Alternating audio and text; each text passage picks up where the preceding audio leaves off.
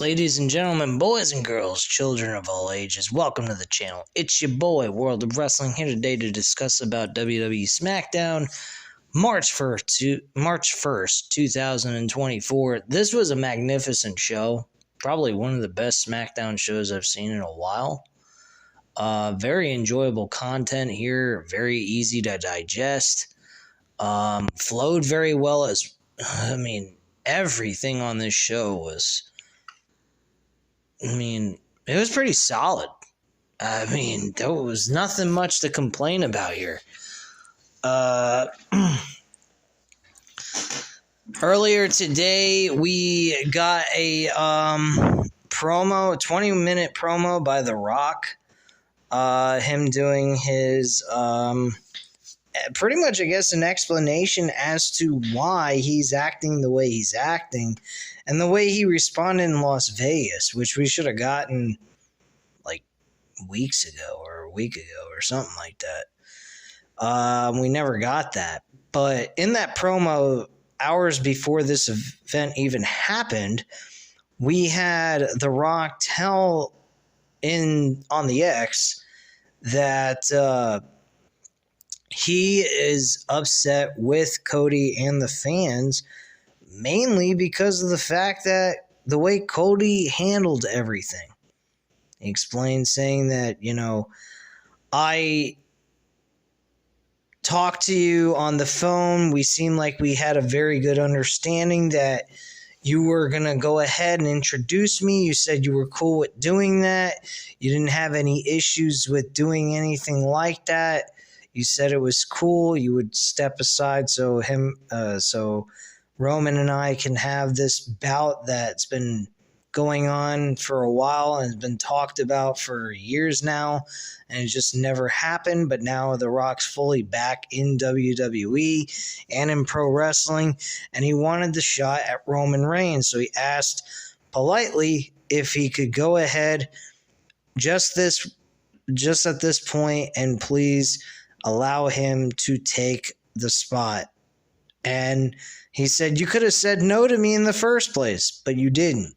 You were considerate enough to give us this opportunity, and then you took it away. And he said, I didn't have a problem with you taking it away. You won the Royal Rumble. You had every right to change your mind if that's what you wanted to do.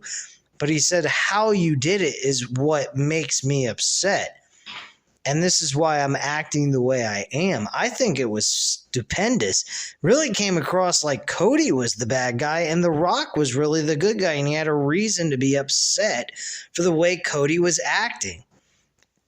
And the way he explained it was really good. He came out and he said that, we were in Las Vegas. You could have pulled me aside before we went on the stage and told me, look, Rock, I thought about it, and I've really changed my mind about this. This is not something I can take a chance on. This is maybe my last opportunity to get a crack at the world title against Roman Reigns. I'm sorry, but as the Royal Rumble winner, I want Roman Reigns, and I'm sorry. And Rock said, I would have had no issues with you doing that. That would have been the more considerate thing to do than to come out there while I'm, showing my family history tree to the whole world, and you pretty much kind of shitting all over it by coming out there and saying this is a bunch of bullshit, when at the end of the day, you're the one who gave up your spot in the first place and then changed your mind and had to make a big scene out of it on stage instead of just talking to me in the back about it and us just working it out and being cool with each other professionally. So he made it look like Cody was just being unprofessional. And in a way, the way he presented it, it really is true. It kind of does come across like Cody was being a fucking little piss ass when he could have just been a man and talked to The Rock about it behind closed doors, and Rock could have just changed everything and made it as is it was originally in the first place. So I think it was an awesome promo. He did touch a little bit on that here in the Smackdown opener. And, it really comes across to me, and I know a lot of people would say that I'm crazy for saying this, but maybe this was a work the whole time. Maybe this was the original plan to make it look like The Rock purposely was jumping in to do this, and then they moved backwards, and they really did it on purpose because they knew the fans were going to be pissed about it, so that they can get a bigger reaction for Cody Rhodes and give him this big hype up build towards WrestleMania. And if that's the case, and we're all wrong, and we thought this was the legitimate plan they originally were going to do, is have Rock versus Roman at WrestleMania 40, I mean, if this is what they were originally planning on doing, is by doing all of this just to make Cody look that much better, I got to give WWE credit for creative booking here. This is amazing shit.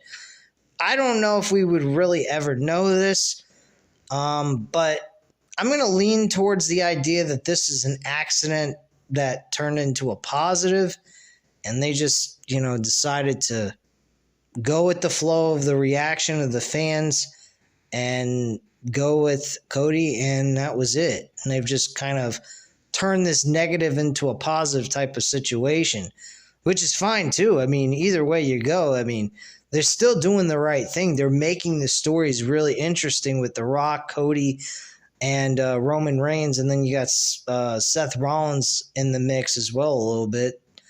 I love the way The Rock is reacting to Seth Rollins.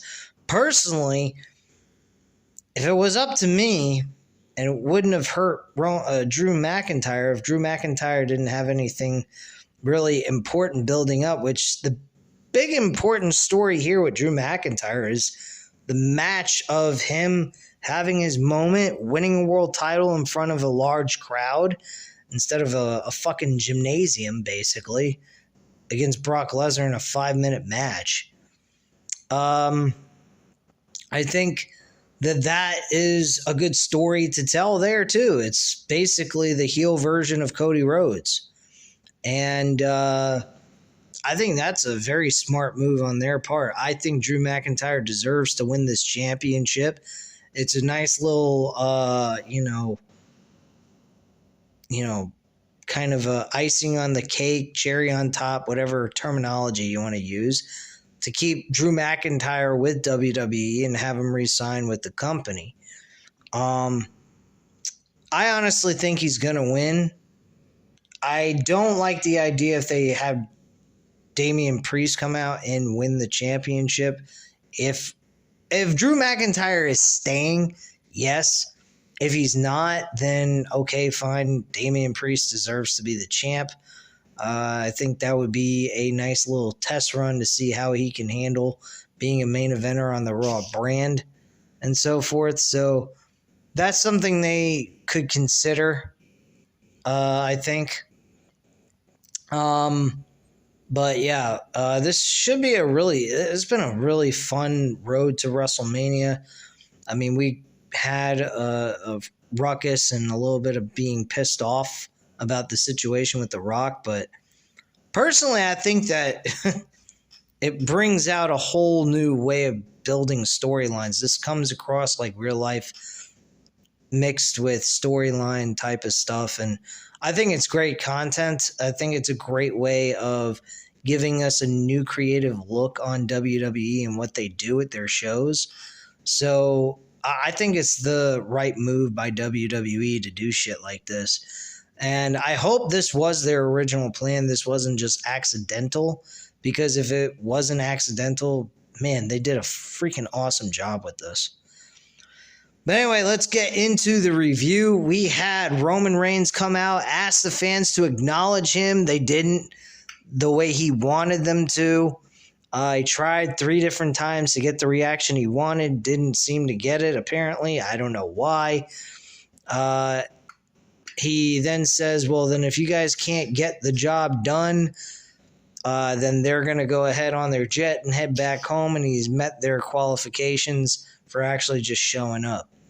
Heyman tells him they can't leave yet. He's coming out to give him an ominent. Basically, The Rock's making an appearance. Heyman tells the crowd that the biggest star is coming out after this commercial break, and the camera cuts off. We come back, and The Rock is in the ring, dressed in some really different attire that I've normally never seen him wear. Roman doesn't look too happy in the ring. Some fans were chanting Rocky, and as he is about to speak, the fans boo and he stops. Ross asks them if they are sure they want to boo The Rock. He says before The Rock drops gospel on them, he has some news to share. Well, apparently he's got this thing about the word gospel. Like he's like he's like some hierarchy person and whatnot. It's kind of weird, truthfully, but I know Rock is a Christian man, so apparently he's just using that as kind of referencing God in a sense, but whatever. Rock says apparently Glendale is 10 miles away from Phoenix. He asks if there's a lot of people from Phoenix tonight. Many cheer, and he says that makes sense. He did some research, and here's what he found out. The number one city in America with cocaine and meth use is Phoenix, Arizona. That was fucking hilarious. He says, finally, your life has meaning because finally you cactus-loving crackheads have something worth shooting in your veins. This guy, man, you know, even when you want to hate him, you gotta love him, man. He's just too fucking good.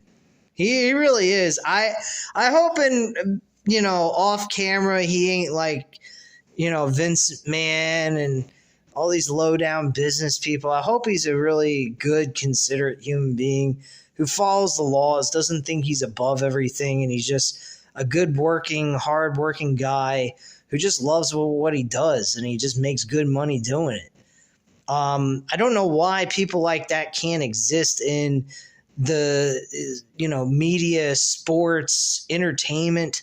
It just seems like they all have drug issues. They all have major problems. They're sex freaks. They got all these fucking twisted, abnormal issues.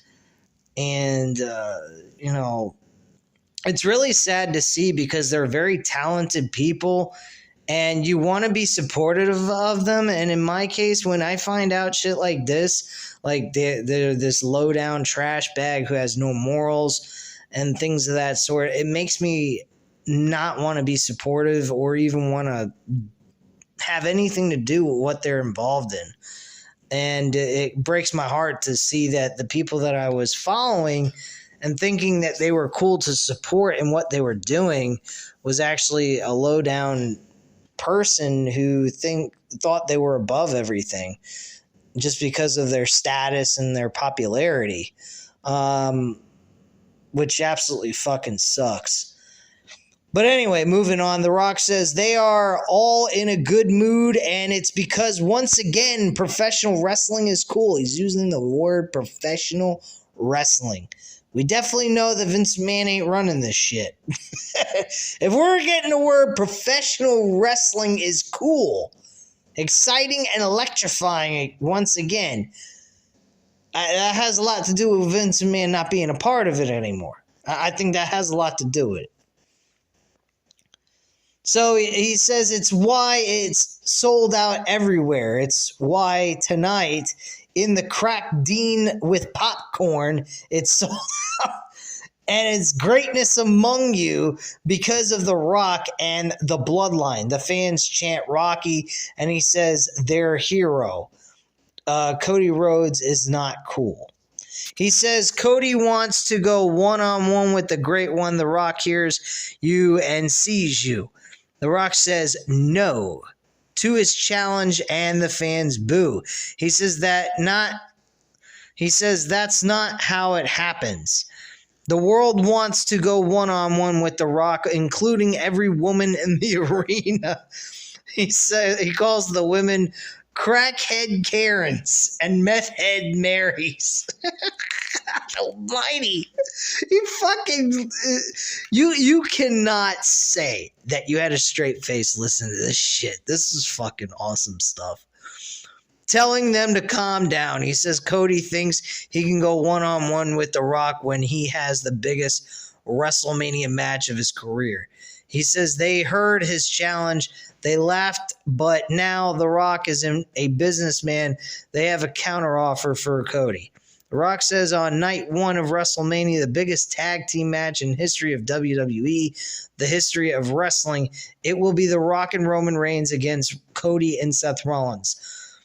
I honestly was totally against this idea, but they did put a stipulation in that makes a lot of sense and gives it reason for it to exist, even though it's not really necessary in my mind.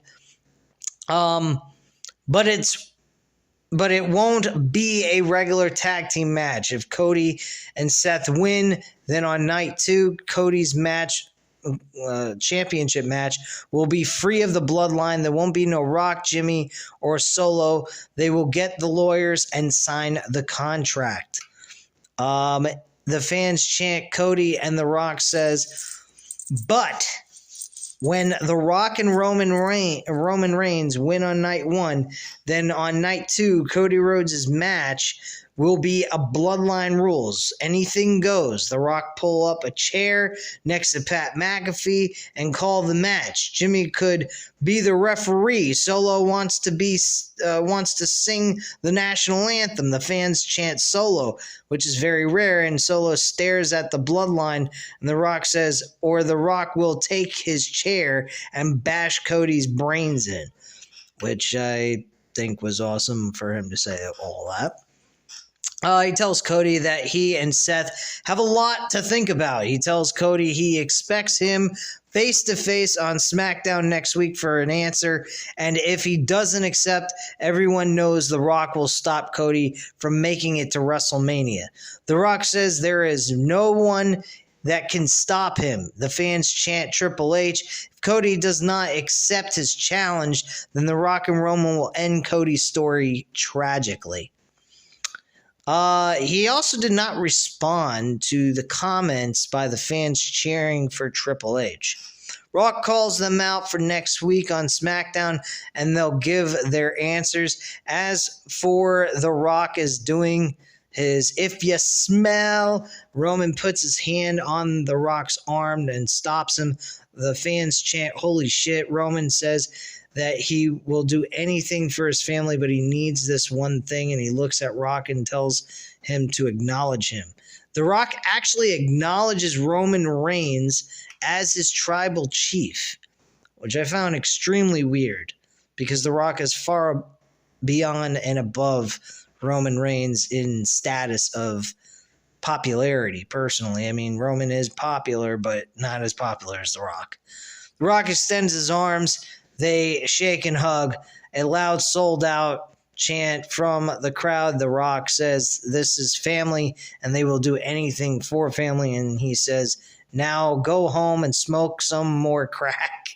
And he goes, if you smell, and gives the microphone to Roman Reigns, who says what the bloodline is cooking. Absolutely loved it. Backstage, they had Austin Theory and Grayson Waller making fun of Randy Orton getting hit in the face with brass knucks. This led to them deciding to have Randy Orton face Austin Theory, and Grayson Waller was the one who kind of offered him on a silver platter. Tiffany Stratton went up against Naomi. Naomi ends up losing this match to Tiffany Stratton. Tiffany Stratton did a decent job. Beautiful moonsault by Tiffany Stratton off the top rope. I think Charlotte Flair needs to learn a thing or two about moonsaults from her, because she seems to do it a hell of a lot better. Bayley and Dakota Kai versus the Kabuki Warriors. This was not very shocking. I mean, granted, it was kind of played out a little too long. I mean, 2 fucking weeks of this shit, really? And Bayley bought into this crap, headline and sinker. Turned on her. They all beat the shit out of her. And that was that. Damage Control is backstage celebrating. They stop in front of Jade Cargill. Nick Aldis comes in and tells Damage Control that he will deal with them later, and he asks Jade to enter his office. Braun Breaker has a quick match with Exxon Quinn. He beats him with a fucking spear that Goldberg would be so fucking proud of. I mean, he fucking annihilated him with that spear. Very impactful. Great spear. JD from New York 206, who I follow on YouTube, he definitely is right. He delivers a really good spear. Excellent stuff by him on this in this match, and it's just one fucking move and he wins. Video of Santos Escobar airs of him speaking with Roberto Angel and Elektra Lopez. They talk about Carlito, and we see clips of the history between Carlito and Santos Escobar. We get the street fight between Santos Escobar and Carlito. Very, very good match. Very enjoyable. By the way, Michael Virgil passed away recently this week, which was very shocking. I think he was only 61 years old or something like that. Santos Escobar and Carlito, though, had a street fight that was really entertaining. Rey Mysterio, though, did come into the match later on, helped Carlito pick up the victory with a 619, and then Carlito slams Escobar through a table, and he goes for the cover and gets the win. So Carlito ends up winning the match, and that is it. All right, so next up, Nick Aldis is backstage with New Catch Republic, which I don't know why the fuck they went with this. They tell him they will do what it takes to have a title match at WrestleMania. Aldis says WrestleMania is a tall order, but he and Adam Pearce have been talking about the tag team titles, and they will have an announcement they can share soon. We hear LA Knight speaking. Aldis walks up to LA Knight, and he tells Aldis he is looking for AJ Styles. Aldis tells LA Knight that he had AJ stay home tonight, so he's actually not in the arena.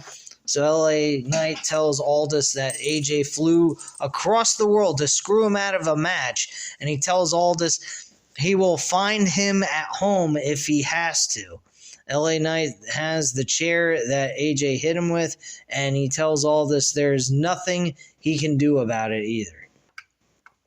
We then get Kevin Owens to come out to do announcing on commentary for the main event with Randy Orton, Austin Theory. This main event was actually, I mean, you wouldn't think this was a main event with the names in this match. This would be like in the mid portion around the 9 o'clock hour. But the way this match went, it really felt like a main event match. The crowd was heavily into it.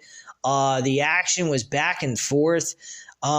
These two guys really performed at a high level. And it was definitely entertaining to watch between these two guys. Austin Theory, awesome with Randy Orton. Worked very well with him.